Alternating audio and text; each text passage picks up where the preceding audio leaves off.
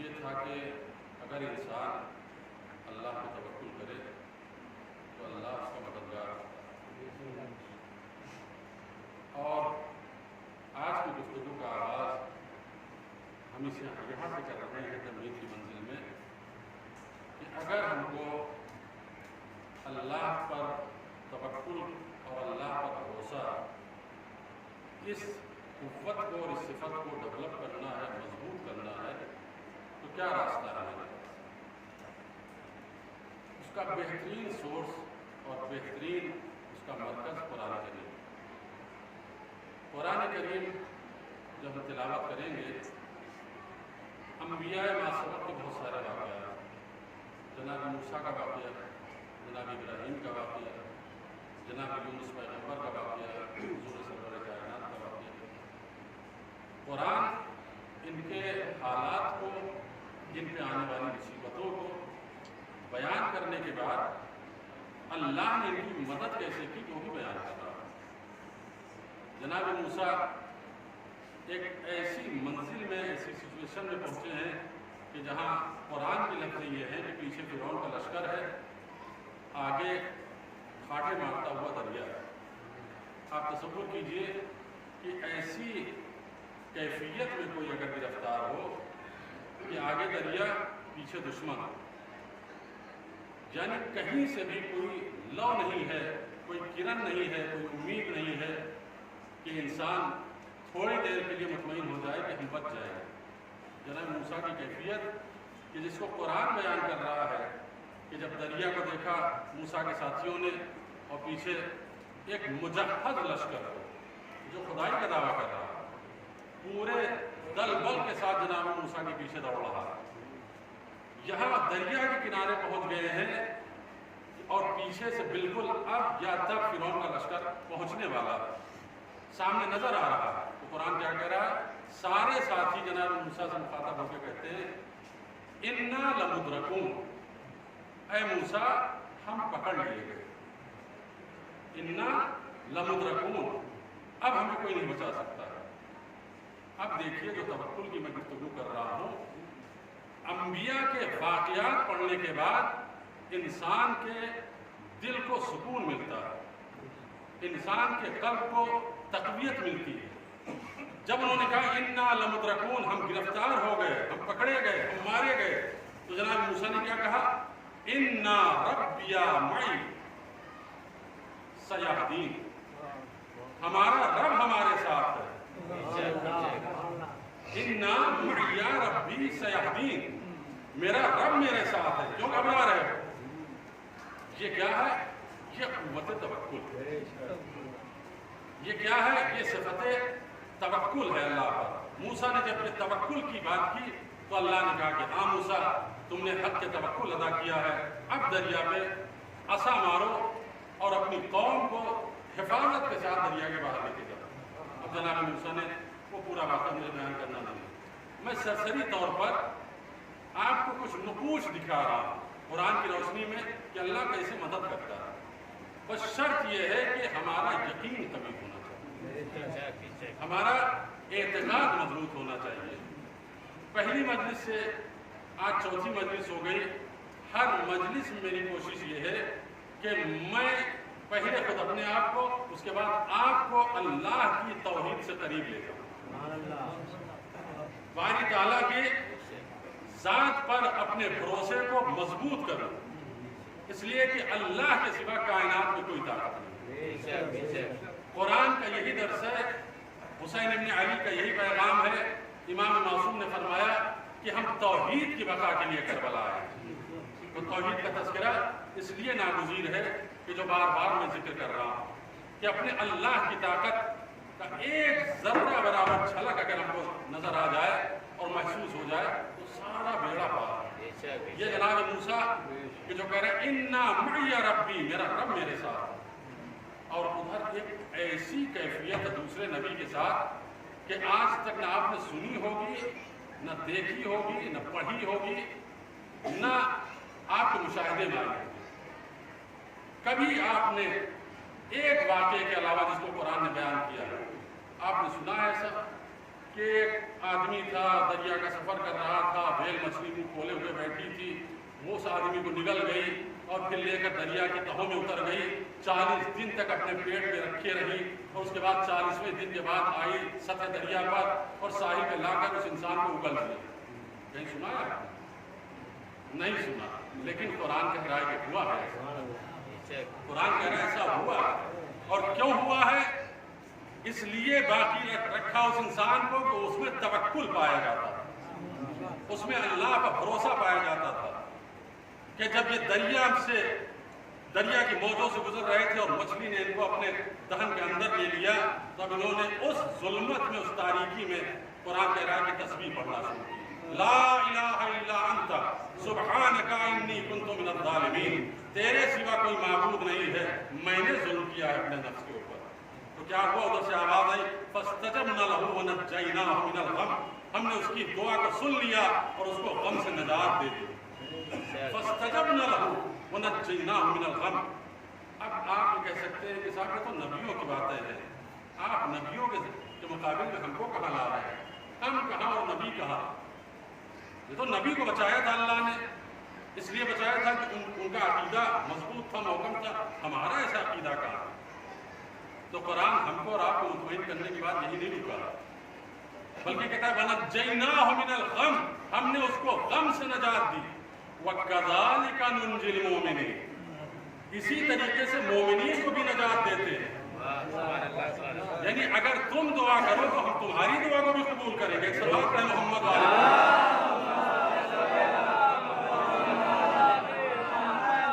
كَذَلِكَ نُنْجِي الْمُؤْمِنِينَ۔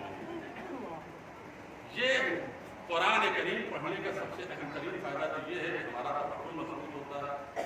دوسرا فائدہ یہ ہے کہ قرآن ہدایت عطا کرتا ہے، ایمان کی قوت، ایمان کی طاقت ہم کو دیتا ہے، اور ہدایت کی پہلی شرط ہی ایمان۔ ایمان کے بغیر بڑے سے بڑا کام اگر کوئی کر لے، کتنی بھی نیکی انجام دے لے، لیکن اگر ایمان کی دولت نہیں اس کے پاس تو اس کا عمل قابل قبول نہیں ہے۔ اور ایمان میں سب سے زیادہ بٹا اگر کوئی چیز لگا کے، بہت توجہ کیجیے، ایمان میں سب سے زیادہ اگر کوئی چیز ایمان کے لیے گھاتک ہے، خطرناک ہے، تو وہ ہماری ریاکاری ہے، ہماری ریاکاری ہے۔ میں ایک واقعہ پڑھنا چاہتا ہوں، اس میں آپ کو ایک نتیجہ دینا چاہتا ہوں۔ جنگ احد، جس جنگ کا نام آپ سب جانتے ہیں، سب بارہا مناقبت اس کے حوالے سے، لیکن اس میں ایک واقعہ پیش آیا ہے جو شاید آج تک آپ نے نہیں سنا۔ وہ واقعہ صرف اس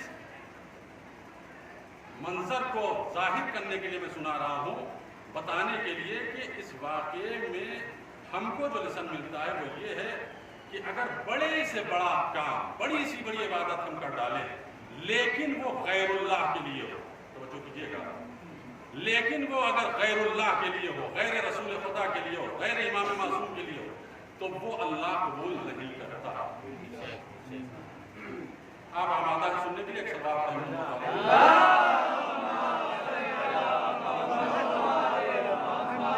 واقعہ بہت خوبصورت ہے۔ ایک شخص ہے، یہ جب مدینے کے قریب حملہ ہوا تو پیغمبر اسلام اپنی پوری فوج کو لے کر آ گئے میدان احد میں۔ میدان احد میں سارے مسلمانوں کو لے کر مدینے میں ایک شخص ہے جس کا نام ہے ابو القیدہ۔ ابو القیدہ یہ مسلمان نہیں ہے، تو ظاہر ہے کہ اس کو کوئی فکر بھی نہیں ہے کہ مسلمان لڑنے گئے تو ہماری جنگ تھوڑی ہے۔ حالانکہ مدینے پہ اٹیک ہوا تھا تو اس کو بھی نکلنا چاہیے تھا مسلمانوں کی حمایت میں، لیکن نہیں نکلا۔ اچھا، اس کی ذمہ داری بنتی تھی کہ یہ بھی نکلے۔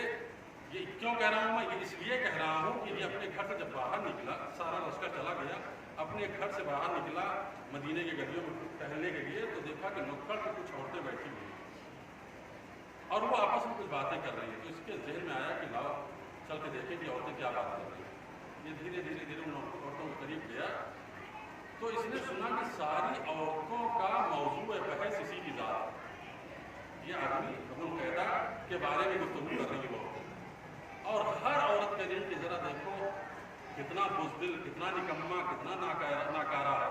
سارے مدینے والے لڑنے گئے ہیں محاذ جنگ پہ، اور یہ اچھے خاصے ڈیل ڈول والا، بازوؤں میں طاقت رکھنے کے باوجود بہترین تیر انداز، بہترین کماندار، اور اس کے باوجود یہ مدینے میں مطمئن سن رہا کتنا غیرت ہے، اپنے کانوں سے سنا۔ دیکھیے بزدلوں کو بھی جان دیتی ہے عورتوں کے تانے،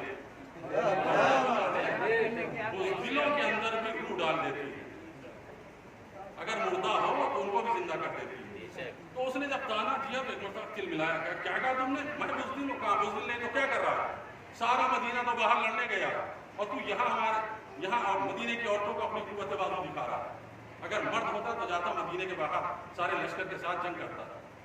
اس کو دل پہ چپ گئی یہ بات، کہنے لگا کہ اچھا میں دکھاتا ہوں کہ جنگ کیا ہوتی، میں ثابت کر دوں گا کہ میں نے کتنے دشمنوں کو قتل کیا میدان جنگ میں۔ بہترین تیر انداز، تیر اٹھایا، کمان اٹھایا، لے کے میدان میں پہنچ گیا۔ کسی بھی مسلمان سے کوئی ٹچ نہیں، کوئی گفتگو نہیں، یہاں تک کہ رسول خدا سے بھی نہیں ملا۔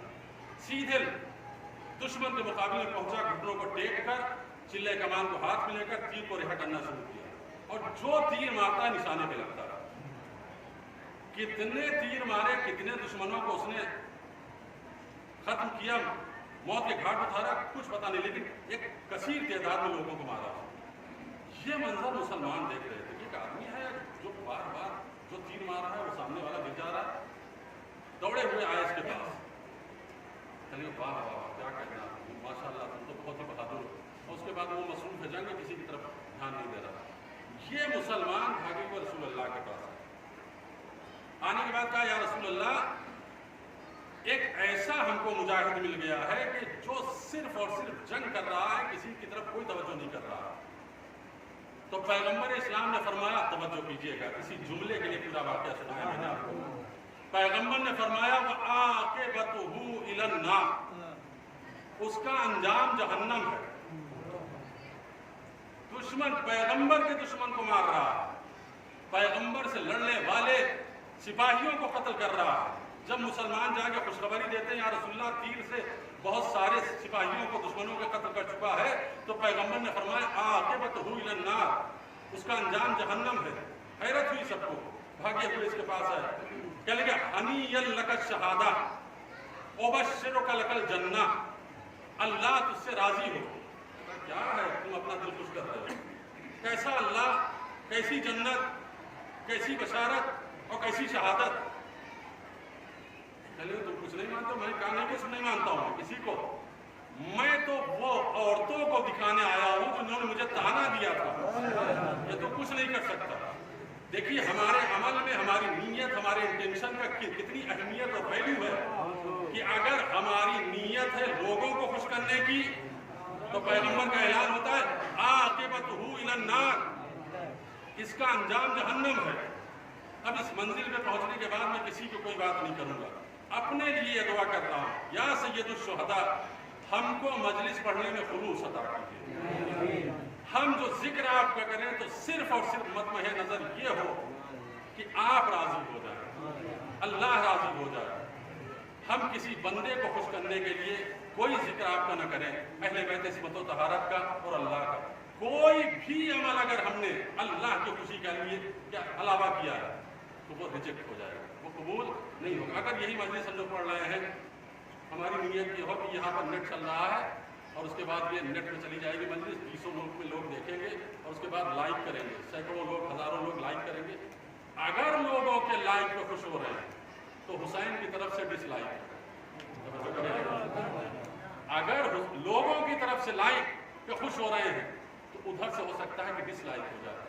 اگر ہماری تمنا اور خواہش یہ ہے کہ حسین لائک کر لیں، چاہے کوئی لائک کرے یا نہ کرے، صلوات پڑھیں محمد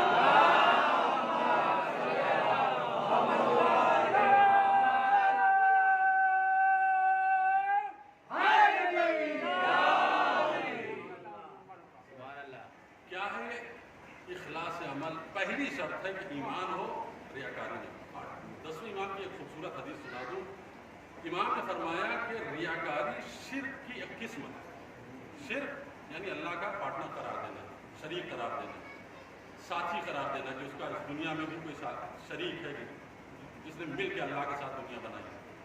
اگر ریا ہم کر رہے ہیں تو 10ویں امام فرماتے ہیں کہ یہ تمہارا عمل اتنا خطرناک ہے جیسے اندھیری رات میں تاریک پتھر پہ سیاہ چینٹی چل رہی ہو تو کوئی انسان نہیں دیکھ سکتا ہے، वैसे रियाकारी तुम्हारे दिल में चींटी की चाल से भी मामूली चाल चलती है। जो चींटी चल रही है अंधेरी रात में तारीख पत्थर के ऊपर और खुद भी तारीख है, कोई देख सकता है उसको? इमाम मासूम फरमा रहे तुम्हारे रिया की भी कैफियत है कि तुम खुद भी महसूस नहीं कर पाते और रिया कर जाते कि जो इतना खतरनाक है तुम्हारे अमल को खत्म कर देता है। सल्लल्लाहु अलैहि मोहम्मद।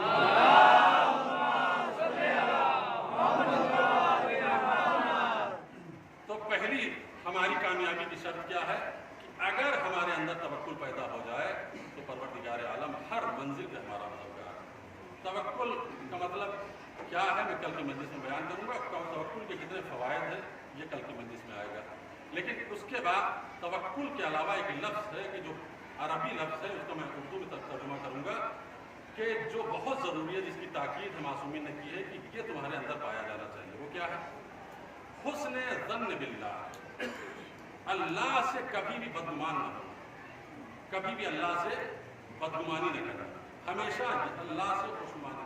अल्लाह से बदगुमानी का क्या मतलब? फ़र्ज़ कीजिए, तो मिसाल मैं दे रहा हूँ ताकि बात वाज़ेह हो जाए।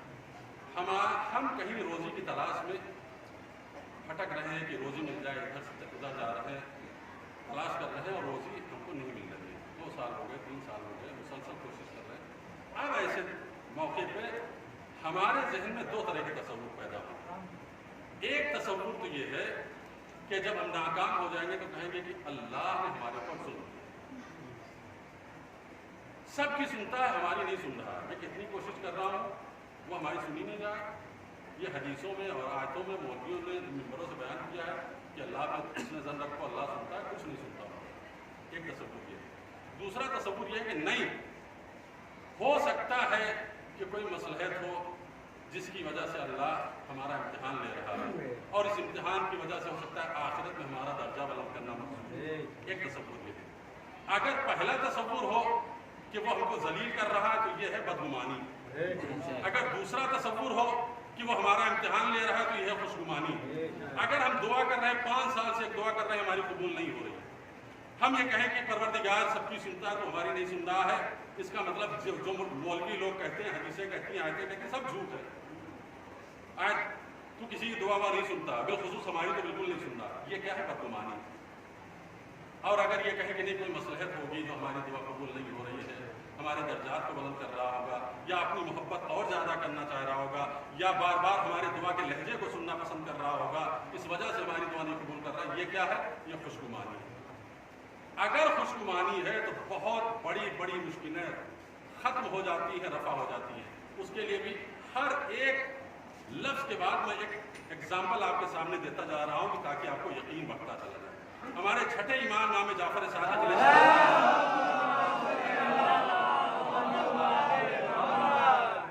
छठे इमाम अलैहिस्सलाम हुस्न ज़न और सूए ज़न का मफ़हूम समझा रहे हैं। छोटे से वाक़े इमाम अपने कुछ ताजिर दोस्तों के साथ, बिजनेसमैन दोस्तों के साथ सफ़र पे जा रहे हैं जिसमें हर आदमी रिच है, मालदार है, पैसे वाला, और अपने साथ बहुत सारा माल और असबाब लेके जा रहा है, तिजारत का सामान। एक सहरा में जब पहुँचे इमाम तो एक मरतबा सामने से एक आदमी आया घोड़ा दौड़ाता हुआ। उसने कहा ज़रा चौकिन्ना रहना, होशियार रहना। क्या हो गया? कहा सामने से डाकुओं का एक मुजहज़ लश्कर आ रहा और इसी तरफ का रुख है और तुम लोगों के पास बहुत कीमती असबाब है, तुम अपनी हिफाजत के लिए तैयार हो जाओ, वो सब तुम्हारा माल लूट लेंगे और तुम्हें कंगाल कर देंगे। अब सबके चेहरे पे हवाई उड़ने लगी। छठे इमाम भी उस काफिले में, पूरे काफिले वाले सब जमा होकर छठे इमाम के पास आए। कल फर्जंद रसूल, ये तो बहुत बुरी खबर दे रहे हैं। क्या कह रहे हैं? कहा डाकू आने वाले हैं और वो आएंगे तो हमारा सारा माल लूट लेंगे। बहुत मुश्किल से मशक्क़त से कमा के हम लोग आ रहे हैं और इसमें सरमाए ज़िंदगी ये सब खत्म हो जाएगा। तो इमाम ने कहा फिर? कल के हम मौला, हम आपके पास आए हैं इसलिए कि हम तमाम लोगों का, ताजिरों का सारा सामान आप रख लीजिए। तो इमाम ने कहा ये कौन सी तरकीब तुमने बताई मुझे? वो डाकू हैं, उनके पास न दीन है, न ईमान है, न इस्लाम है, न शरीयत है, न अखलाक है, न तहजीब है। वो इमाम गैर इमाम क्या जाने? वो आते ही साथ सबको मारेंगे और जिसके पास माल होगा माल उससे छीन के ले जाएंगे। तो हम तो नहीं रखेंगे ये माल। तो कहा मौला फिर क्या करें? तो کہا تم لوگ بتاؤ تمہیں کیا کرنا چاہیے؟ سارے لشکر نے کہا مولا ہم یہ چاہتے ہیں کہ یہ سارا مال ایک گڈھا کھودے بڑا سا اس بیابان میں اور گڈھے میں سارا مال دفن کر دیں، پھر کل پرسوں آئیں گے گڈھا کھود کے نکال لیں گے، ہمارا سارا سامان محفوظ رہ جائے گا۔ امام نے فرمایا حماقت ایسے نہ کرنا، یہ صحرا ہے، صحرا کا مزاج جانتے ہو، آج جہاں پر پست زمین ہے صبح آتے آتے وہاں پہ زمین بلند ہو جائے گی، اس لیے کہ ریت ہوا کے ذریعے سے یہاں سے وہاں منتقل ہوتی رہتی ہے اور نشیب کو پر کر دیتی ہے، گڈھے کو خالی کر دیتی ہے، تو تم ڈھونڈتے رہ جاؤ گے تمہارا سامان نہیں ملے گا، گم ہو جائے گا سامان، بہت بڑا خسارہ تمہیں ہوگا۔ میں نے بولا پھر کیا کریں؟ توجہ کیجیے گا، اس پوائنٹ پہ آ گیا میں کہ حسن ظن کیا ہے، سوء ظن کیا ہے۔ امام نے فرمایا کہ کچھ نہ کرو، میں تمہیں ایک ترکیب بتاؤں۔ کہا مولا اسی ترکیب کا انتظار کر رہے ہیں، آپ سے بہتر کون بتائے گا؟ امام نے فرمایا کہ میرے پاس ترکیب یہ ہے کہ مال ایک ایسے کے حوالے کر دو تاکہ محفوظ رہے۔ کہا مولا پہلے بھی کہہ چکا، ہم لوگ کہہ چکے کہ آپ مال لے لیجیے، آپ لینے کے لیے تیار ہی نہیں۔ امام نے فرمایا نہیں، میرے پاس رکھنے کا کوئی فائدہ نہیں، ایسے کے پاس رکھو گے تو محفوظ رہے۔ کہا مولا اسی کو تو ڈھونڈ رہے ہیں۔ امام نے فرمایا اس کو ڈھونڈنے کی ضرورت ہی نہیں، وہ ہر ایک کے ساتھ رہتا ہے، جو کرے گا اسے ڈھونڈنے کی ضرورت ہی نہیں ہے، وہ تو سب کے ساتھ رہتا ہے۔ کہا مولا وہ کون ہے؟ کہا وہ ہم سب کا مالک و خالق اللہ سبحانہ و تعالیٰ۔ کہا مولا ہم مقصد سمجھے نہیں، اللہ کو یہ مال کیسے دے؟ تو امام نے فرمایا کہ اللہ کو دینے کا مطلب یہ ہے کہ تم سب کے سب نظر کرو کہ اللہ اگر یہ مال ہمارا سلامتی کے ساتھ پہنچ گیا تو اس میں سے 1/3 مال فقیروں میں تقسیم کریں گے، 1/3 مال فقیروں میں تقسیم کریں گے۔ اگر محفوظ رہ گیا تو کہیں گے مولا ہم سب وعدہ کر دیں، سب نے نظر کی پروردگار اگر یہ مال ہمارا محفوظ رہا 1/3 فقیروں میں ناداروں میں تقسیم کریں گے۔ تھوڑی دیر کے بعد یہ باتیں ہوئی رہی تھی کہ ایک مرتبہ ادھر سے گھوڑے کے ٹاپوں کی آواز سنائی پڑی، محسوس ہوا کہ ڈاکو آ رہا، اسلحوں کی جھنکار۔ ایک مرتبہ سب اسلحے سے لیس مجہز سبا کے امام کے سامنے اترے۔ اس کا جو سردار تھا قبیلے کا، جو ان کے لشکر تھا، وہ گھوڑے سے اترتے ساتھ سیدھے چھٹے امام کے پاس گیا اور قدموں پہ گر کے کہتا السلام علیکہ یا ابن رسول اللہ، السلام علیکہ یا ابن رسول اللہ۔ امام نے کہا کہ بھائی اٹھو، تم لوگوں کا تشیبہ نہیں ہوتا، ہم کسی کو سلام علیکم نہیں کرتے، سلام کیوں کر رہے؟ کہا ہم کل سوئے تھے تو ہم نے رسول خدا کو خواب میں دیکھا تھا کہ دیکھو اسی صحرا سے کل میرا بیٹا جعفر صادق آئے گا، اور جب وہ آئے تو اس کا احترام کرنا، اس کے لشکر کے ساتھ جتنے بھی لوگ ہوں کوئی ان کو تکلیف نہ دینا، حفاظت کے ساتھ ان کے سامان کو ان کے منزل تک پہنچانا۔ فرزند رسول ہم سب اپنے گروپ کے ساتھ آپ کے سامان کو مدینے تک پہنچائیں گے، راستے میں کوئی بھی ڈاکو آپ کا مقابلہ کرے گا تو ہم اس کو ماریں گے، اس کو دور بھگائیں گے۔ یہ پورا لشکر لے کر امام کو پہنچایا کہاں تک؟ مدینے۔ امام نے فرمایا کہ یہ ہے طاقت حسن ظن باللہ کی، کہ اگر اللہ پہ حسن ظن رکھو گے تو کبھی ناکام نہیں ہوگے۔ صلوات ہے محمد۔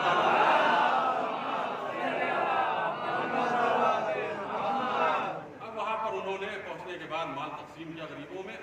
وہ کہتے ہیں کہ ہر سال سے زیادہ اس سال کے مال نے ہم کو پروفٹ دیا تھا۔ صدقہ دینے کے بعد جو نصف وفا کی ہم نے، اللہ نے اس میں اتنی برکت دی کہ اتنی برکت اس سے پہلے کبھی بھی ہماری تجارت کے مال میں نہیں دی تھی۔ تو یہ تصور اگر ہے ہمارا، یقین ہو جائے کہ واقعی صدقہ دینے سے مال بڑھتا ہے، کم نہیں ہوتا۔ قرآن کہہ رہا ہے یربی صدقہ، تم صدقہ دو ہم تمہارے مال کو بڑھاتے رہیں گے، تمہارے مال کو میں اضافہ کرتے رہیں گے۔ تو یہ جو روزانہ آپ صدقہ نکالتے ہیں، جو بھی ہے دروازے پہ آئے اس کو دیتے ہیں تو آپ خسارے میں نہیں۔ قرآن کہہ رہا ہے، وعدہ ہے قرآن کا یربی صدقات، تم صدقہ دو گے تو ہم تمہارے رزق کو بڑھاتے رہیں گے، تمہارے مال میں اضافہ کرتے رہیں گے۔ ایک صلوات پڑھیں محمد۔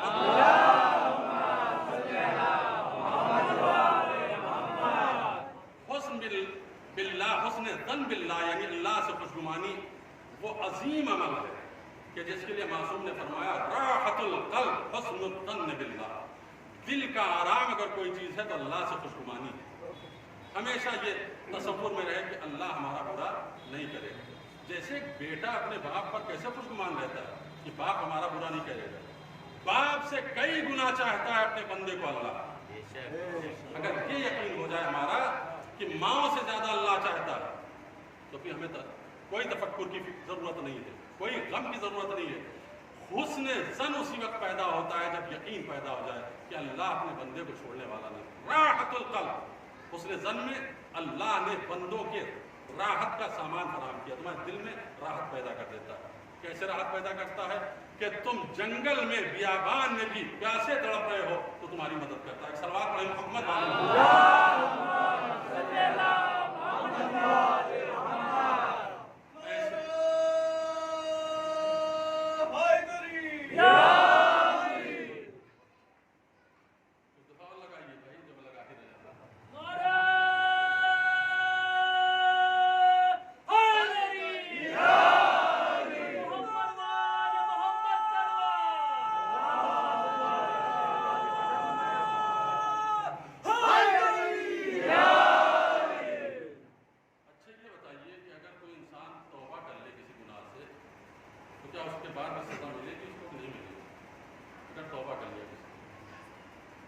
کسی بھی عمل سے اس نے کسی بھی گناہ سے توبہ کر لیا، اس کے بعد وہ ریپیٹ نہیں کر رہا، شرط یہ ہے کہ ریپیٹ نہیں کر رہا، تو بلا شبہ اس کی توبہ قبول ہے، پھر اس کا سزا نہیں ملے گی، نہ دنیا میں ملے گی اور نہ آخرت میں ملے گی توبہ کرنے کے بعد. لیکن 4 گناہوں کی طرف میں آپ کو اشارہ کروں حدیث کی روشنی میں کہ امام معصوم نے فرمایا کہ توبہ کے بعد بھی کچھ سزائیں ہیں. 4 گناہ. 5ویں امام، دیکھیے امام معصوم کا کردار یہ ہوتا ہے کہ کبھی امام قسم نہیں کھاتا کسی کو یقین دلانے کے لیے.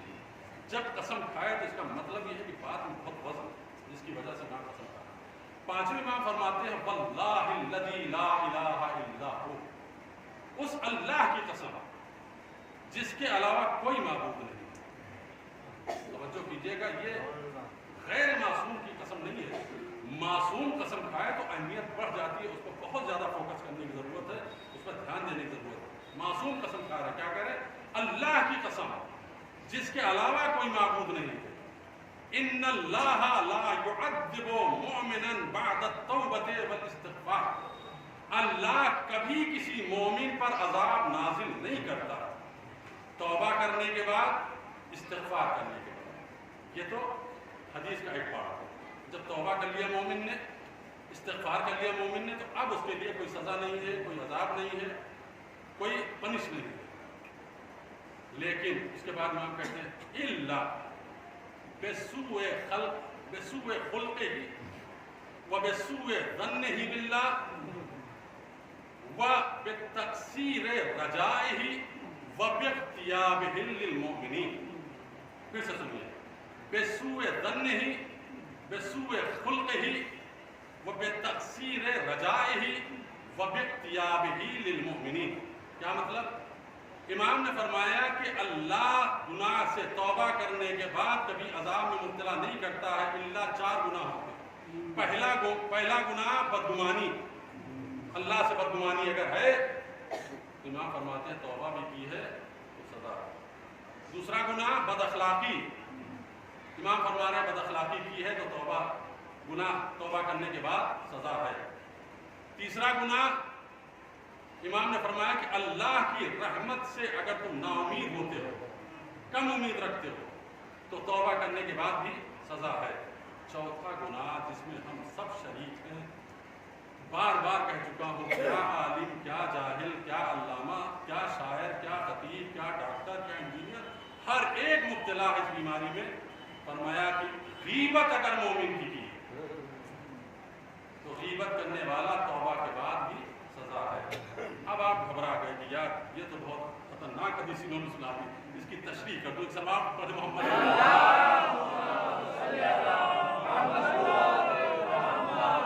میرا کوئی مقصد یہ نہیں ہوتا کسی حدیث کو سنانے کے لیے سے کہ خدا نخواستہ آپ مایوس ہو جائیں یا آپ بددل ہو جائیں، بدقن ہو جائیں. اس حدیث کو سمجھنے کی ضرورت ہے. دیکھیے عذاب کئی طرح کا ہوتا ہے. عذاب کا مطلب یہ نہیں کہ کوڑے مارے جائے تب بھی عذاب، فشار قبر کیا جائے تب بھی عذاب نہیں. یہ تھوڑی ہے نبورات. عذاب کی ایک نوعیت یہ ہے کہ معصوم نے خود ہی تشریح کی، فرمایا کہ اگر کوئی انسان غیبت کرنے والا اپنی غیبت سے توبہ کر کے مرا تو اگر جنت میں بھی جائے گا تو سب سے آخر میں جائے گا. توجہ کریں، عذاب سے مراد یہ عذاب ہے، ایسا نہیں کہ کوڑے مارے جائیں گے. عذاب سے مراد یہ ہے کہ اگر جنت میں جا رہا ہے تو سب کے آخر میں جنت میں جائے گا. اگر توبہ کیا ہے اس نے تو توبہ کرنے کے بعد بلا شبہ جنت میں جائے گا, لیکن جنت میں اللہ سب کے آخر میں اس کو بھیجے گا. تو یہ بھی ایک طرح کا عذاب ہے کہ بھائی اربوں لوگ داخل ہو جائیں جنت میں اور ہم پیچھے کھڑے انتظار کرتے رہیں کہ سب چلے جائیں گے تب ہماری انٹری ہوگی. تو یہ عذاب کی ایک نوعیت ہے کہ جو بیان کی. ایک صلوات پڑھیں محمد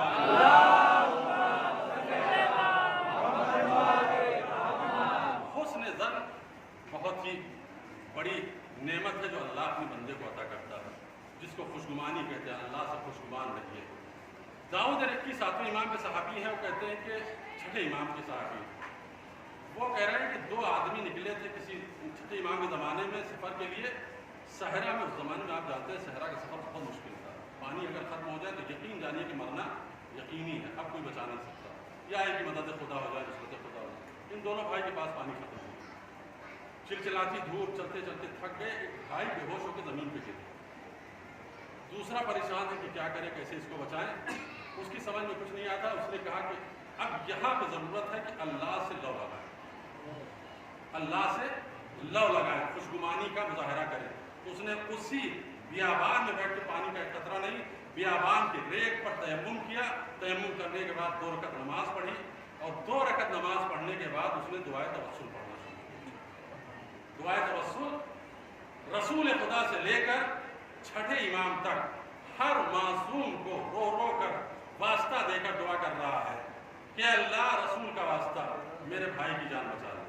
اے اللہ تو امیر المومنین کا واسطہ میرے بھائی کی جان بچا لے. اے اللہ سیدہ کا واسطہ مجھے, میرے اور میرے بھائی کی جان. کہتا کہ میں دعا کر ہی رہا تھا کہ ایک مرتبہ میں نے دیکھا ایک خوبصورت جوان میرے سامنے آ کے رکا, اور اس کے ہاتھ میں چھوٹی سی شاخ تھی لکڑی کی, مسواک ٹائپ کی. اس نے ایک مسواک دی مجھے جو بالکل تر تھی, گیلی لکڑی, اور اس نے دینے کے بعد کہا کہ اس کو اپنے بھائی کے دہن میں رکھو, بھائی سے کہو کہ اس کو چوسے. میں نے بھائی کے دہن میں رکھی, بھائی نے اس کو چوسنا شروع کیا. تھوڑی دیر کے بعد بھائی نے آنکھ کھولی اور اٹھ کے کہتا ہے کہ خدا کی قسم مجھے ایک ذرہ پیاس کا احساس نہیں, ایک ذرہ پیاس کا احساس. یہ سارے واقعات صرف اس لیے بتا رہا ہوں کہ مایوس نہ ہوئیے, کسی بھی منزل پر مایوس نہ ہوئیے. محکم عقیدے کے ساتھ, یقین کے ساتھ اللہ سے توکل کیجیے. نماز میں اللہ سے لو لگائیے. 2 رکعت نماز اگر خلوص کے ساتھ اللہ کی بارگاہ میں پڑھ کے دعا کیجیے, بڑی سے بڑی مشکلات حل ہوتی ہیں. یہ تجربہ بھی ہے اور علماء کا اور ائمہ معصومین کا فرمان بھی ہے. تو اس نے دعا کی, ایک آنے والا آیا, اس نے مسواک دی, اس نے منہ میں رکھی, چبانا شروع کیا, بیدار ہو گیا. کہتا ہے کہ اس کو اٹھایا میں نے, اس مسواک کو میں نے بھی چوسا, میری بھی پیاس ختم ہو گئی. دونوں بھائیوں کی پیاس ختم ہو گئی, ہم دونوں پہنچ گئے. غور سے سنیے گا, اس کا رزلٹ جو ہے اینڈ بہت خوبصورت ہے. دونوں بھائی یہ پہنچ گئے کوفے. کہتا ہے 2-3 مہینے کوفے رہا. کوفے سے کچھ دنوں کے بعد مدینے میرا ایک کام تھا. 6ٹھے امام مدینے میں رہتے تھے, میں مدینے پہنچا. روضہ رسول کی زیارت کرنے کے بعد فرزند رسول کے دروازے میں دستک دی. غلام نے دروازہ کھولا, امام کے کمرے میں بیٹھا. امام اندر سے تشریف لائے, میرے سامنے بیٹھے. بیٹھتے ہی ساتھ کہا تمہارے بھائی کی کیا کیفیت ہے, تمہارے بھائی کی کیا حالت ہے. کہا مولا آپ کو کیسے خبر کہ میرے بھائی بیابان میں گرفتار ہوا تھا نا, بلائے آتش اس کے اوپر نازل ہوئی تھی, یعنی پیاسا ہو گیا تھا. اب بتاؤ کیسی کیفیت ہے اس کی. کہا مولا بہتر ہے. ٹھیک ہے, اب سوال سنیں گے امام نے کیا کیا. امام نے کہا وہ مسواک کیا ہوئی, وہ مسواک جو بیابان میں تمہیں ملی تھی, مسواک کیا ہوئی. پہلے مولا مسواک کی خبر کس نے دی آپ کو. کہا مجھے سب خبر ہے, تم بتاؤ مسواک کہاں. کہا مولا اس قدر ذہن پر ہماری پیاس غالب تھی, مصیبت میں مبتلا تھا کہ کسی چیز کا ہوش نہیں تھا. وہ مسواک کہاں چھوٹ گئی مجھے خبر نہیں. ہم کو نجات ملی, دونوں بھائی سیدھے اٹھ کے ہم اپنے گھر چلے گئے, پھر پتہ نہیں کہ مسواک کا کیا ہوا. امام نے اپنے غلام سے کہا کہ فلاں طاق پہ ایک لکڑی رکھی ہے, اٹھا کے لے آ. غلام گیا, وہ لے کر آیا. امام نے ہاتھ میں لی, فرمایا کہ وہی مسواک ہے کہ نہیں ہے. وہ مسکرا کے کہتا ہے کہ فرزند رسول یہ وہی مسواک ہے, لیکن میں حیران ہوں یہ مسواک آپ کے پاس کیسے آئی. امام نے فرمایا کہ جب تم دعائے توسل پڑھ رہے تھے اور ہمارے تمام اجداد کا واسطہ دے کر دعا کر رہے تھے, اور جب میرے نام پہ پہنچے اور کہا یا اللہ جعفر صادق کا واسطہ، تو چونکہ میں تمہارا اس دور کا امام زندہ ہوں، میرا فریضہ تھا کہ میں تمہاری مدد کرتا، تو میں نے شجر طوبہ سے، درخت طوبہ سے ہاتھ بڑھا کر ایک شاخ توڑ کر خضر پیغمبر کے حوالے کی کہ جا کے میرے چاہنے والے کی مدد کر۔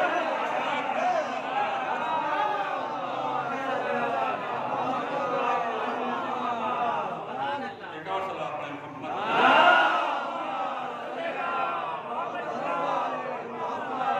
خضر پیغمبر کے حوالے کی میں نے۔ اب آپ اندازہ کیجئے کہ انبیاء ہمارے ائمہ کے نوکر ہیں، انبیاء خدمت گزار ہیں ہمارے اماموں کے، یہ حکم دیتے ہیں کہ آپ کو وہاں جانا ہے۔ امام معصوم نے خضر پیغمبر کو بھیجا۔ یہ کس وجہ سے اس کی مدد ہوئی؟ توکل علی اللہ، اللہ پہ خوشگمانی، اللہ پہ بھروسہ، اللہ پہ توکل۔ تو اس مجلس میں ہم یہی کوشش کر رہے ہیں کہ زیادہ سے زیادہ توحید سے قریب ہو جائیں۔ سب سے پہلے ہم قریب ہوں، اس کے بعد آپ کو کوشش کریں کہ آپ اللہ سے قریب ہوں، آپ توحید سے قریب ہوں۔ جتنا ہم قریب ہوں گے اتنا ہم فائدے میں رہیں گے، اور جتنا توحید سے دور ہوتے چلے جائیں گے اتنا مادیات کے محتاج ہوتے چلے جائیں گے، مادیات ہم کو جکڑتی چلی جائیں گی، اور اللہ سے جتنا قریب ہوں گے تو پروردگار عالم وسائل پیدا کرتا چلے جائے گا۔ ایک صلوات پڑھیں محمد۔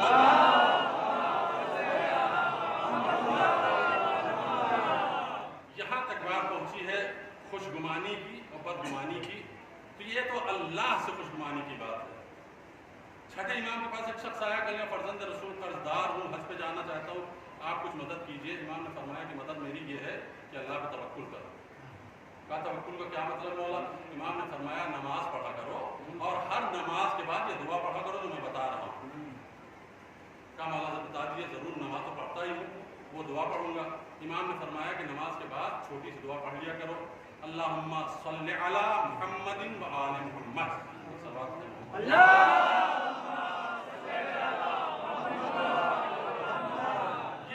پہلے صلوات پڑھا کرو اور اس کے بعد کہا کرو اللہم اقضِ دینا دین الدنیا و دین الآخرہ۔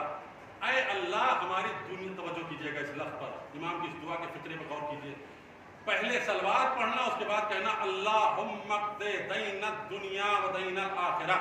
اے اللہ ہماری دنیا کے بھی قرض کو ادا کر دے، آخرت کے بھی قرض کو ادا کر دے۔ وہ پھٹی ہوئی آنکھوں سے امام کو دیکھ رہا، فرزند رسول دنیا کا قرض تو سمجھ میں آ گیا، یہ آخرت کا قرض کیا ہے؟ امام نے فرمایا تم نے تو کہا تھا کہ حج کرنا چاہتا ہوں، یہ حج قرض ہے اللہ کی طرف سے بندے کے اوپر، آخرت کا قرض ہے۔ دنیا کا قرض یہ ہے کہ تمہارے مال تمہیں ملے گا، آخرت کا قرض یہ ہے کہ تمہارا حج ادا ہوگا۔ ایک صلوات پڑھیں محمد۔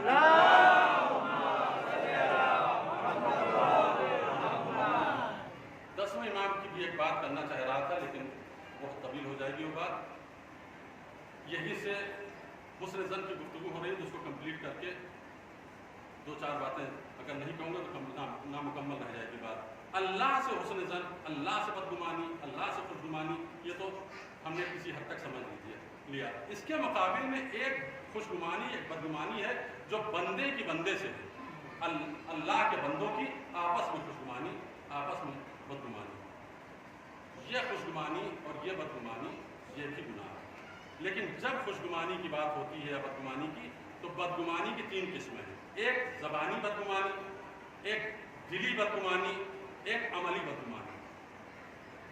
اگر آپ کے دل کے اندر کسی سے بدگمانی ہے تو شریعت میں حرام نہیں ہے۔ آپ ہمارے بارے میں بہت برے برے خیالات رکھیے، کچھ بھی سوچئے، سب آپ کے لیے جائز ہے، معاف ہے، جب تک آپ زبان سے اس بدگمانی کا اظہار نہ کریں، جب تک معاشرے میں اس بدگمانی کا چرچا نہ کریں، تذکرہ نہ کریں، یا عملی طور پر ایکشن میں ظاہر نہ کریں اس بدگمانی کو، تو آپ کو اجازت ہے دل میں کسی کے خلاف کوئی بدگمان ہو سکتا ہے۔ غیر معصوم ہیں سب ایک دوسرے سے کبھی نہ کبھی بدگمان ہو جاتے ہیں، تو یہ گناہ نہیں ہے۔ گناہ کیا ہے؟ اگر زبان پہ جاری ہو جائے بدگمانی، ایکشن میں آ جائے بدگمانی، تو یہ گناہ ہے۔ اس کی ایک مثال دے دوں، پیغمبر اسلام اپنے گھر میں ہے، ایک مرتبہ دستک ہوئی، پیغمبر کسی ایک زوجہ کے گھر پہ تھے، زوجہ نے دروازہ کھولا، دیکھا کہ سامنے ایک دوسری بیوی پیغمبر کی وہ کچھ آش لے کر آئی. آش یعنی سوپ اپنے گھر میں بنایا تھا اس نے. پیغمبر چونکہ تھے دوسری زوجہ کے ہاں, تو دوسری زوجہ کے ہاں لے کر پہنچی سوپ. جیسے اس نے دیکھا کہ میرے گھر میں لائی سوپ, تو اس کے اندر ایک حسد پیدا ہوا. وہ پیالہ لے کر اسی کے سامنے زمین پہ پٹک دیا. دیکھیے اب یہاں پہ بات آ گئی ہے تو بات اور سن لیجیے, بہت اہم ہے. اس کو بغیر بیان کیے میں آگے اگر بڑھ جاؤں گا تو پھر موقع نہیں ملے گا اور ذہن سے نکل جائے گی بات. بہت زیادہ اہم ہے, اس پر ایک لمحے کے لیے تھوڑی دیر کے لیے میرے ساتھ ہو جائیے. پیغمبر اسلام پر غربیوں نے ایک بدترین جو الزام لگایا ہے وہ یہ لگایا کہ حضور سرور کائنات یعنی ہمارے رسول نعوذ باللہ شہوت کی بنیاد پر شادیاں کرتے چلے گئے. 9 شادیاں 11 شادیاں. اس کا جواب ایز اے مسلم ہم کو معلوم ہونا چاہیے, ہم کو دینا چاہیے. اگر کوئی غیر مسلم ہمارے سامنے کہتا ہے کیا آپ اپنے رسول کی بات کرتے ہیں, 11 شادیاں جنہوں نے کی, 9 شادیاں, ہم کو پتہ ہونا چاہیے, ہم کو شرمندہ نہیں ہونا چاہیے. اگر پتہ نہیں ہوگا تو ہم شرمندہ ہو جائیں. اس کا جواب اس لیے ناگزیر ہے, میں اسی مجلس میں دینا چاہتا ہوں کہ اگر آپ سے کوئی کہتا ہے کہ آپ کے رسول نے اتنی شادیاں کی ہیں تو آپ کو کچھ تاریخ پتہ ہونا چاہیے کہ فوراً اس کا منہ بند کیجیے. پیغمبر اسلام کی شادیوں کا راز سمجھیے. راز سمجھ جائیں گے تو اسی راز کے اندر جواب پنہا ہے. دیکھیے حضور سرور کائنات کی شادی کرنے کا مقصد کیا ہے اور اس کی تاریخ کیا ہے. پہلی شادی پر آپ جب غور کیجیے اور تحقیق کیجیے تو پیغمبر اسلام کی عمر کئی سال ہے اس وقت؟ پیغمبر کی عمر کتنی سال؟ 25 سال. پہلی شادی جو پہلی خاتون سے پیغمبر نے کی ہے, اس پہلی خاتون کے ساتھ پیغمبر کی ازدواجی زندگی کے سال ہے 25 سال. اسی میں جواب پنہا ہے. پیغمبر اسلام کی ازدواجی زندگی جو پہلی شادی کی ہے جناب خدیجۃ الکبریٰ سے 25 سال کی عمر میں, خدیجہ کے ساتھ پیغمبر کی زندگی 25 سال گزری. 25 + 25 کتنا ہو گیا؟ 50 سال. پیغمبر 50 سال کے ہو گئے, ابھی تک کوئی شادی نہیں کی. اب جو جناب شہزادی جناب خدیجہ کا انتقال ہوا, اس کے بعد تمام شادیوں کا سلسلہ ہے. خدیجہ کی زندگی میں کوئی شادی نہیں ہے. جتنی شادیاں ہیں پیغمبر کے بڑھاپے کی منزل کی ہیں. توجہ کیجیے آپ. جو اعتراض تھا کیا تھا کہ پیغمبر نعوذ باللہ شہوت کی بنیاد پہ کیا, یہ زندگی کا ڈھلان ہے. اگر وہ مقصد ہوتا تو پیغمبر 25 سے 50 کے بیچ شادیاں کرتے, لیکن کوئی شادی نہیں کی خدیجہ کے علاوہ. ایک شادی اور اس کے بعد شادیاں کر رہے ہیں, اور جو شادیاں کر رہے ہیں ان میں بھی مصلحت ہے. مصلحت کیا ہے؟ مثلا جناب ام سلمہ سے شادی کی, کیونکہ جناب ام سلمہ کا شوہر میدان جنگ میں مار دیا گیا, یہ بیوہ ہو گئی, ان کا کوئی بھی واری و وارث نہیں. پیغمبر نے کہا کہ اگر ان پہ ہاتھ نہ رکھیں گے تو یہ پریشانیوں میں مسائل میں مبتلا ہو جائیں گی اور کوئی ان کا پرسان حال نہیں ہوگا. اس بنیاد پہ پیغمبر نے ان کو پناہ دینے کی غرض سے ان سے شادی کی. کس سے؟ جناب ام سلمہ سے. ایک نام جو بہت کھٹکتا ہوگا آپ کو, وہ ہے ام حبیبہ کا. ام حبیبہ ابو سفیان جیسے ماسٹر آدمی کی بیٹی, اس کی بیٹی. تو اب یہ کھٹکتا ہے کہ پیغمبر اسلام اس جیسے بدترین انسان کی بیٹی کو لا رہے ہیں, تو یہ پس منظر نہ معلوم ہونے کی وجہ سے ہمارے ذہن میں خلفشار ہوتا ہے. اگر تاریخ پتہ ہو تو کبھی اعتراض نہ کریں, کبھی شبہ کا شکار نہ ہو کہ کیوں شادی کی پیغمبر نے. اس کا راز یہ ہے کہ ام حبیبہ نے پیغمبر سے شادی سے پہلے ایک شخص سے شادی کی. وہ شادی کر کے ام حبیبہ کو حبشہ لے گیا. حبشہ میں پہنچنے کے بعد وہ مرتد ہو گیا. مرتد یعنی اسلام کو چھوڑ کر عیسائی ہو گیا, اور شراب اتنا پیتا رہا کہ مر گیا. مرتد ہو کے مر گیا, شرابی ہو کے مر گیا. اس کے بعد یہ ام حبیبہ مسلمان ہے, واپس آئیں گی, باپ کافر ہے, یہ سزائیں دے گا, گھر سے باہر نکال دے گا, یا بہت زیادہ اذیت پہنچائے گا. پیغمبر کو معلوم ہے کہ یہ بیٹی بے سہارا ہے, بے آسرا ہے, اگر گھر جائے گی تو باپ بھی پناہ نہیں دے گا. اس بنیاد پہ حضور سرور کائنات نے ام حبیبہ سے شادی کی. اب بتائیے پیغمبر اسلام کی یہ شادیاں کس بنیاد پہ تھی؟ کیا یہ عقل انسانی قبول کرتی ہے یا خلاف انسانی ہے؟ صلوات پڑھیں محمد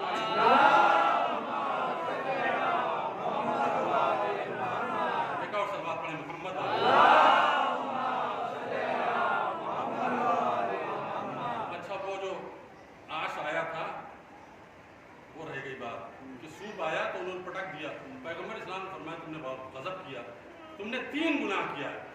تو یہ کیا کہ تم نے اسراف کیا، دوسرا یہ کہ تم نے بدگمانی کی، تیسرا یہ کہ تم نے خیانت کی، مال کسی کا تھا تم نے اس کو توڑ دیا۔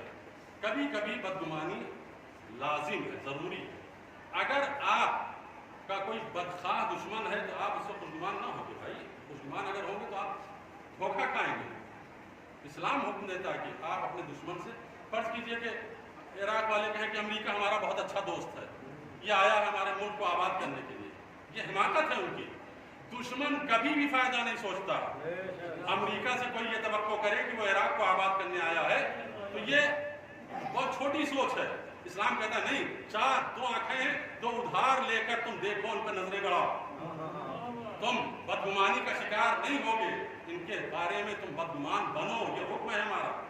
اور دوسری بدگمانی کب ضروری ہے اور جائز ہے؟ حکومتوں کے لیے بدگمانی کرنا جائز ہے کہ وہ اپنے نظم و نسق کو برقرار رکھیں کہ کہیں کوئی بغاوت تو نہیں ہو رہی ہے، کہیں کوئی حکومت کے خلاف، بالخصوص اگر اسلامی حکومت ہے تو اس میں بہت ضروری ہے کہ دیکھیں کہ کہیں سے اسلام کے خلاف کوئی بات تو نہیں کی جا رہی ہے۔ یہ چیزیں ہیں، دو اور چیزیں ہیں کہ جو بیان کروں گا تو بہت وقت ہو جائے گا۔ اس وقت ہم کو مکمل 50 منٹ ہو گئے اور آج دوسری محرم ہو گئی، یہی پہ اپنے بیان کو روکتا ہوں۔ باقی جو ہمارے معروضات ہیں انشاءاللہ کل بیان کروں گا۔ 2 محرم کو ہم کچھ تفصیل سے آپ کی خدمت میں آج کی تاریخ بیان کرنا چاہتے ہیں، اور ہماری سمجھ نہیں آتا کہ کچھ چیزیں ہمارے بچے اپنے ہاتھ میں لے لیتے ہیں اور بزرگوں سے مشورہ نہیں کرتے ہیں، اور جب دل چاہتا ہے جس کا تابوت نکال دیتے ہیں، جب دل چاہتا ہے جس کا گہوارہ نکال دیتے ہیں۔ ایسا نہیں ہونا چاہیے۔ ایک آپ کچھ سمجھدار لوگوں سے، تاریخ دان لوگوں سے بیٹھیے، مشورہ کیجیے کہ یہ کام کرنے والے ہیں، ہم آپ بتائیے کہ کیسا کریں۔ یہ بات اس لیے کہہ رہا ہوں کہ آج کوئی مناسبت ہی نہیں جناب مسلم کے بچوں کی تابوت کی۔ آج عروج کربلا ہے، جو ذاکر آئے گا وہ مجبور ہے کہ عروج کربلا پڑھے۔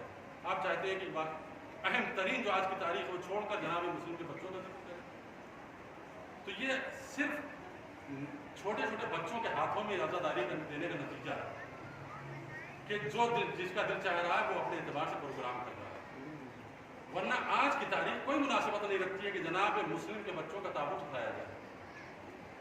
یا تو پھر ہم ادھر چلے جائیں جناب مسلم کا تذکرہ کریں تو جو آج کی اہم ترین رودات ہوئی ہے میدان کربلا میں سب چھوڑ دیں، وہ نہیں چھوڑ سکتے، تو وہی ہم تذکرہ کریں گے۔ اور جناب مسلم کے شہزادوں کا تذکرہ وہاں بھی سنا ہے آپ نے، درگاہ میں بھی سنا ہے، تو آپ مصاب ہو گئے ہیں۔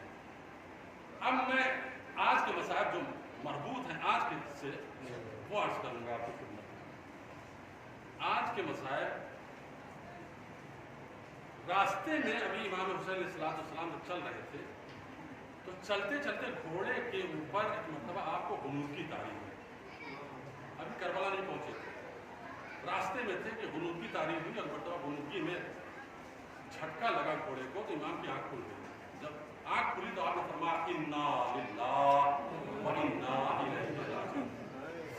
جیسے امام نے کہا انا للہ و انا الیہ راجعون، چاہنے والا 18 سال کا بیٹا پہلو میں تھا، اس نے کہا کہ بابا یہ انا للہ و انا الیہ راجعون کیوں پڑھ رہے ہیں آپ؟ تو امام نے فرمایا کہ بیٹا میں جب سو گیا تھوڑی سی غنودگی ہوئی تو میں نے خواب دیکھا کہ یہ قافلہ موت کی طرف پڑھ رہا ہے اور موت اس قافلے کا مقابلہ کرنے کے لیے آ رہا ہے۔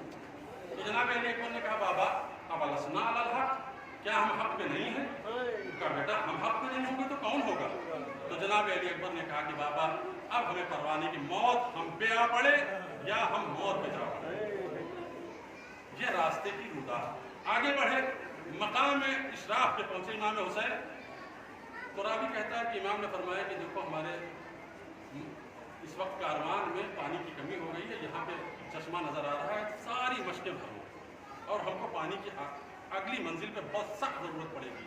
امام کی نظریں دیکھ رہی تھی کہ ہر کا لشکر آنے والا ہے۔ امام نے فرمایا کہ ساری مشکیں بھرو، ساری مشکوں کو مشکیزوں سے پانی سے بھرا گیا، ان کو باندھا گیا، گھوڑوں پہ رکھا گیا، قافلہ آگے بڑھتا رہا۔ ایک مرتبہ حسین کے لشکر کے ایک سپاہی نے کہا اللہ اکبر، حسین نے فرمایا تو کیوں تکبیر کہہ رہا؟ کہا مولا یہاں پہ میں کچھ نخلستان، کچھ کھجور کے درخت دیکھ رہا ہوں۔ تو دوسرے صحابی نے کہا کہ نہیں، ہم بارہا سفر کر چکے ہیں، ادھر سے کوئی بھی باغ نہیں ہے کھجوروں کا ادھر۔ تو دوسرے نے کہا کہ نہیں، ہم کو تو ایسا لگتا ہے کہ کچھ بلند نیزے ہیں جو نظر آ رہے ہیں۔ کچھ گھوڑوں کے کان کی حرکتیں ہیں جو ہمیں دکھائی دے رہی ہیں. دوسرے صحابی نے کہا ہاں صحیح مجھے بھی نظر آ رہا کہ کچھ نیزے چمک رہے ہیں. یہ باتیں ہو رہی تھی کہ ایک مرتبہ 1000 کے لشکر کا مجہز سپاہیوں کا ایک لشکر آ کے امام کے سامنے رکا اور آ کر سب کی اس قدر لوہے میں ڈوبے ہوئے تھے, چہرے ڈھکے ہوئے تھے کہ مقتل کی کتابیں لکھتی ہیں کہ صرف آنکھیں دکھ رہی تھی. ایک سپاہی آیا امام کے سامنے آ کے کھڑا ہوا. امام نے فرمایا من انت, تو کون؟ چہرہ نہیں دکھ رہا ہے. من انت, تو کون ہے؟ اس نے کہا انا حر, میں حر. امام نے فرمایا کیوں آیا؟ کہا کہ میرے ساتھ ابن زیاد نے مجھ سے کہا کہ جہاں بھی فاطمہ کا لال ملے ان کو تم میرے پاس لے کر آؤ, ان کے پورے لشکر کو میرے پاس لے کر آؤ, ان کو کہیں جانے نہ دو, مدینے جانا چاہے تو واپس نہ جانے. امام نے فرمایا کہ تم کیا کہہ رہے ہو؟ تم کوفیوں نے ہم کو خط بھیجا, اگر خط نہ لکھا ہوتا تو ہم نہ آتے. پورا لشکر جو 1000 کا لشکر تھا مکمل خاموش, ایک دوسری کی نظریں دیکھ رہے ہیں, چہرے دیکھ رہے ہیں. یعنی مقصد یہ تھا کہ ہم نے کوئی خط نہیں لکھا. اس میں کسی سپاہی نے کہا کہ ہم نے تو کوئی خط نہیں لکھا. امام نے کہا کیا کہا تم نے خط نہیں لکھا؟ کہا نہیں ہم نے کوئی خط نہیں لکھا. امام نے مقتل میں ایک نام آیا, امام نے سمعان ابن عقبہ سے, یا عقبہ ابن سمعان جو امام کا صحابی تھا, اس سے کہا عقبہ میرے فلاں سواری کے اوپر کچھ بوریاں رکھی ہوئی ہیں جس میں خط بھرے پڑے ہیں, ان بوریوں کو اتار کے لے. وہ بوریاں لے کر آیا. امام نے ان بوریوں کو کھولا, کئی بوریاں تھیں. امام نے اس کے سامنے خطوط کو زمین پہ ڈال دیا. فرمایا اور یہ خط ہے جو کوفے سے آیا. اور نے کہا فرزند رسول اللہ گواہ ہم نے خط نہیں لکھا, ہم نے خط نہیں لکھا. امام نے فرمایا اچھا ٹھیک ہے خط نہیں لکھا تو ہم جہاں جانا چاہتے ہیں مجھے جانے دو. کہا کہ نہیں یہ نہیں ہو سکتا. یہ کہتے کہتے بات ہوتی رہی, قافلہ آگے بڑھتا رہا. نماز صبح کا وقت آ گیا. امام نے نماز پڑھی اور سے کہا کہ کس کے ساتھ نماز پڑھو گے؟ کہا میں آپ کے پیچھے نماز پڑھوں گا. پیچھے نماز پڑھی, نماز تمام ہوئی. ایک مرتبہ یہ طے ہوا کہ کوفے چلیں گے یا مدینے جائیں گے. امام نے فرمایا کہ نہیں میں نہ مدینے جانا چاہتا ہوں, نہ کوفے جانا چاہتا ہوں اور نہ تمہارے ساتھ جانا چاہتا ہوں. تو کہا کہ بیچ کا راستہ اختیار کیا جائے. بیچ کے راستہ اختیار کیا گیا. چلتے چلتے ایک منزل کو آئی کہ جہاں امام کا گھوڑا جا کے رک گیا. اب جو گھوڑا رکا تو ایک مرتبہ امام نے اس کو ایڈ دینا شروع کیا کہ گھوڑا آگے بڑھ جائے, لیکن گھوڑا آگے نہیں بڑھتا. امام نے گھوڑا تبدیل کیا, پھر دوسرے گھوڑے پہ بیٹھے, پھر چاہا کہ گھوڑا آگے بڑھ جائے, آگے نہیں بڑھتا. تیسرے گھوڑے پہ بیٹھنا چاہا, وہ بھی نہیں. 7 گھوڑے تبدیل کیے, کوئی بھی آگے نہ بڑھا. تو ایک مرتبہ امام نے فرمایا زمین کو کیا کہتے ہیں؟ کسی نے کہا مولا اس کو بادریہ کہتے ہیں, کسی نے کہا مولا اس کو شط فرات کہتے ہیں, کسی نے کہا مولا اس کو نینوا کہتے ہیں. حسین نے فرمایا اس کا کوئی دوسرا بھی نام ہے. کسی نے کہا مولا ہادہی ارض کرب و بلا, اس کو کرب و بلا بھی کہتے ہیں. حسین نے فرمایا بس یہی کہ ہمارے خون بہائے جائیں گے, ہمارے بچے قتل کیے جائیں گے, ہمارے لاشیں پامال کیے جائیں گے. سب کو اتارو. اتارا گیا اور اتارنے کے بعد خیمے نصب کیے گئے. شہزادی زینب کو بڑے احترام کے ساتھ اتارا گیا, خیمے میں بٹھایا گیا. شہزادی زینب خیمے میں بیٹھ گئی. اہل آزاد تاریخیں گزرتی رہیں. ایک دن ایک لمحہ وہ آیا کہ ایک مرتبہ اور اپنے بیٹے سے کہتا ہے بیٹا کیا تو نے اپنے گھوڑے کو پانی پلا لیا ہے؟ کہا بابا نہیں. کہا بیٹا ذرا حسین کے خیمے کی طرف کان لگا کے سنو, کوئی آواز آ رہی ہے؟ کہا ہاں بابا میں سن رہا ہوں. چھوٹے چھوٹے بچے کہہ رہے ہیں العطش العطش, ہائے پیاس ہائے پیاس. کہا بیٹا کیا ارادہ رکھتا ہے؟ جنت میں جانا چاہتا ہے یا جہنم کا ایندھن بننا چاہتا ہے؟ کہا بابا جنت میں جانا چاہتے ہیں. اور نے کہا کہ اگر جنت میں جانا چاہتا ہے بیٹا تو دیکھو جو سامنے جنت کا شہزادہ کھڑا ہے, چل اس کے قدموں پہ گر کر معافی مانگتے ہیں. اگر معاف کر دے تو ہماری عاقبت بن جائے گی, اگر معاف نہ کرے تو جہنم یقینی ہے. باپ بیٹے دونوں چلے اور کچھ روایت کہتی ہے غلام بھی چلا. جناب گھوڑے پہ سوار ہو کر آئے اور آنے کے بعد ایک مرتبہ امام حسین کے قدموں پہ گر گئے. قدموں پہ گرنے کے بعد ایک ہی سوال ہے, یا ابن رسول اللہ حل لی من توبہ, اے فرزند رسول کیا ہماری توبہ قبول ہو سکتی ہے؟ اے فرزند رسول کیا ہماری توبہ قبول ہو سکتی ہے؟ ایک مرتبہ شہزادی کے سیدہ کے لال نے خم ہو کے ہور کو اٹھایا, اپنے سینے سے لگا کے فرمایا ہور ہم نے بھی تمہاری توبہ قبول کی, ہمارے اللہ نے بھی توبہ قبول کی. اہل عزا حسین ابن علی نے ہور کی توبہ قبول کی. اب اور حسین کے سامنے کھڑے ہیں. حسین نے رونا شروع کیا اور نے کہا مولا کیوں گریا کر رہے ہیں؟ رونا ہمیں چاہیے، آقا آپ کیوں رو رہے ہیں؟ اور نے فرمایا، امام نے فرمایا، اور جب تم ہمارے دشمن بن کے آئے تھے تو ہم نے تمہیں سیراب کیا تھا، لیکن جب آپ دوست بن کے آئے ہو تو ہم حسین تم کو یہ قطرہ آب بھی نہیں دے سکتے. اور نے کہا مولا بس اتنا ہی غلام نوازی کافی ہے کہ آپ نے میری توبہ قبول کر لی. اور اس کے بعد انہوں نے ایک جملہ کہا، مولا کل رات کو میں نے اپنے باپ کو خواب میں دیکھا تھا. میرے باپ نے پوچھا اور کہاں جا رہے ہو؟ تو میں نے کہا تھا حسین کا راستہ روکنے کے لیے. تو میرے باپ نے مجھ پہ لعنت کی تھی اور کہا تھا کہ وہ تجھ پہ لعنت ہو کہ تو سیدہ کے لال کا راستہ روکنے کے لیے جا رہا. اے مولا، اور ایک بات اور کوفے سے نکلتے ہوئے میں نے سنی تھی کہ میرے پیچھے سے کوئی کہہ رہا اور تجھے جنت کی بشارت ہو. آقا میں اس آواز کا مفہوم سمجھ نہیں پایا تھا، لیکن جب آج آپ نے میری توبہ قبول کر لی تب میرے سمجھ میں آیا کہ اس آواز کا مفہوم کیا تھا. اے میرے مولا، اب مجھے یقین ہو گیا کہ جنت جانا یقینی ہے. اور نے کہا مولا اب یقین ہو گیا کہ جنت میں جاؤں گا. اور یہ کہنے کے بعد اور نے کہا کہ مولا ذرا مجھے اپنے بھائی جناب ابوالفضل عباس سے ملا دے. امام نے فرمایا عباس سے مل کے کیا کرو گے؟ کہا کہ آقا کچھ کام ہے آقا سے، شہزادے سے. امام نے فرمایا وہ سامنے عباس کھڑے ہیں. اور گیا جناب عباس کے پاس اور جانے کے بعد ایک جملہ کہا آقا ابوالفضل عباس آپ سب نے ہماری خطائیں معاف کر دی، سید الشہداء نے ہماری خطا معاف کر دی، آپ نے ہماری خطا معاف کر دی. میرے مولا میں سب سے بڑا مجرم شہزادی زینب کا ہوں، میں سب سے بڑا مجرم شہزادی زینب کا ہوں. آقا اگر ہو سکے تو خیمے میں جا کے علی کی بیٹی سے اس غلام کے لیے معافی طلب کر لیجیے. عباس خیمے میں آئے. اے بی بی زینب، ارے غلام اور آپ کو سلام کہہ رہا ہے اور آپ سے معافی مانگ رہا ہے. ایک مرتبہ شہزادی نے کہا اے اور ہم نے تمہیں معاف کیا اس لیے کہ میرے بھائی حسین نے تمہیں معاف کیا. وہ اہل عزا ایک مرتبہ اور نے کہا آقا میں چاہتا ہوں کہ میرے بیٹے کو مقتل کی اجازت دیجیے. حسین نے فرمایا اور تم میرے مہمان ہو، کچھ دیر اور رہتے تو بہتر تھا، لیکن روک نہیں سکتا اس لیے کہ ہم پذیرائی نہیں کر سکتے، ہم تمہیں پانی نہیں پلا سکتے. تو جاؤ اور اپنے بیٹے کو، تمہارے بیٹے کو رخصت کیا. بیٹا گھوڑے پہ سوار ہوا، مقتل میں آیا. حملہ کرتے کرتے ایک مرتبہ زخموں سے چور ہو کے زمین کربلا پہ گرا. اب جو زمین پہ گرا تو ایک مرتبہ آواز دی، اپنے باپ کو آواز دی کہ میری مدد کو آؤ. لیکن باپ پیچھے رہ گیا. سیدہ کا لال تیزی سے دوڑ کر اور کے بیٹے کے سرحانے پہنچا اور پہنچنے کے بعد سر اٹھا کے اپنے آغوش پہ رکھا. اور جو وہاں پہنچے تو کیا دیکھا کہ سیدہ کا لال بیٹھا ہوا ہے. ایک مرتبہ اور خم ہوئے اپنے بیٹے کا لاشا اٹھانے کے لیے. حسین نے ہر کے سینے پہ ہاتھ رکھا. اور تمہیں شریعت کا قانون نہیں معلوم؟ باپ کہیں بیٹے کا جنازہ اٹھاتا ہے، باپ کہیں بیٹے کا جنازہ اٹھاتا ہے، اور ہماری شریعت میں باپ اپنے بیٹے کے جنازے نہیں اٹھاتے. ارے میرا کلیجہ شک ہو گیا. میں نے کہا مولا غلام کو منع کر رہے ہو کہ باپ بیٹے کا جنازہ نہیں اٹھاتا، نہ جانے علی اکبر کا جنازہ کیسے اٹھایا. اسی لیے تو جب بیٹے کا جنازہ اٹھانے کے لیے خم ہوئے تو حسین میں طاقت باقی نہ رہی. آواز دی بنی ہاشم کے بچوں